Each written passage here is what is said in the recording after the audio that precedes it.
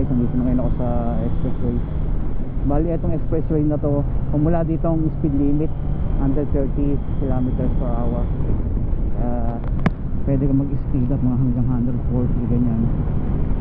Pero ingat ka rin kasi minsan meron dito mga yung civilian police, yung sasakyan yung coach nila, yung service nila private, kaya hindi mo papansin na police pala. At magugulat ka na lang kalau sunod din ka nila. Mabigat din naman yung penalty. Pero 130 kilometers per hour ang speed limit. Pwede ka tumakbo sa hanggang 140 yan, medyo okay pa. Pero pag more than that, more than 140 yan, ano na yan, pag na-check one ka, penalty ka na talaga. Ayan, yan. Medyo may lamig pero pag ganito naman naka full leather jacket ka, tapos naka leather gloves, okay naman. Pero yung hangin, ramdam mo rin yung hampas ng hangin lalo pag mabilis ka. Okay guys,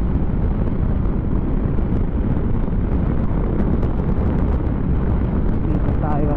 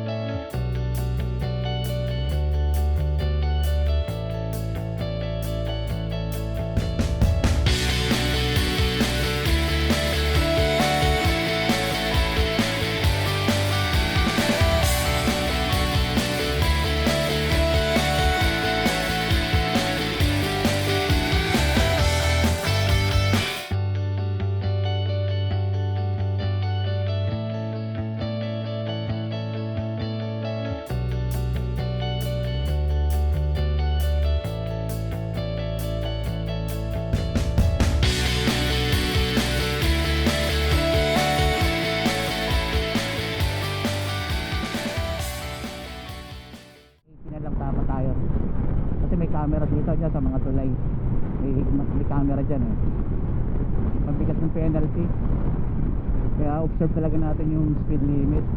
Ayan, tama-tama na yung speed na ganyan, yung 80, ayan, minimum of 80 yan ang speed limit dito, hanggang pagka 90 ano na yun, penalty ka na nun, yung papabuti ng 90 hanggang 85, 86 yan, 88, ganyan. Basta huwag mo pala kasi ng 90. Okay, lumalakpas na nga ako may camera pa naman dito.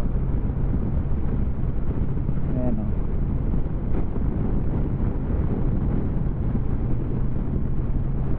okay, ganda na ng sikat ng araw dito Kaya nasa city na ako tapos mga 400 meters mag-exit na tayo ng expressway, papasok na tayo sa city center. Sumusobra yung speed ko isa kasi hindi makontrol dahil yung throttle response na itong Honda CBR ano siya ano talaga siya, responsive, very responsive. Konting ano mo lang ng throttle, nag-response talaga siya, kaya dapat tatansayin mo rin talaga Ayan, pasok na tayo rito, exit tayo ng expressway guys.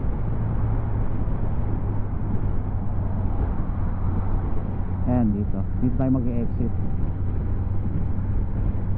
sa banda ron. Ayan nagkakaroon ng kasi lalabas na ng highway, kaya dahan-dahan na sila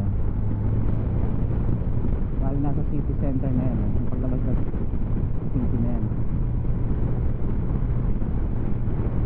Ayan, medyo maluwag naman ngayon basta so ano na pala past 9 na Okay, ganda ng rito, sunny weather pa. Ito kagandahan dito pag summer guys, yung weather, yung weather dito nag-average ng 20 ang maximum niya hanggang 35. Last year umabot ng 35 degrees eh. Pero ano yung mga month na ng July yon, June, July, August ata yun, no? Yeah. Tapos eto ngayon dito sa bridge na to, ang speed limit dito ano na 60 kilometers per hour. Kaya may nakalagay naman section control. Observe mo talaga siya. Dito sa gilid ko yung Danube River guys oh. Mahaba yan yung Blue Danube River. Ganda na ng bundok ah. Ayun yung camera.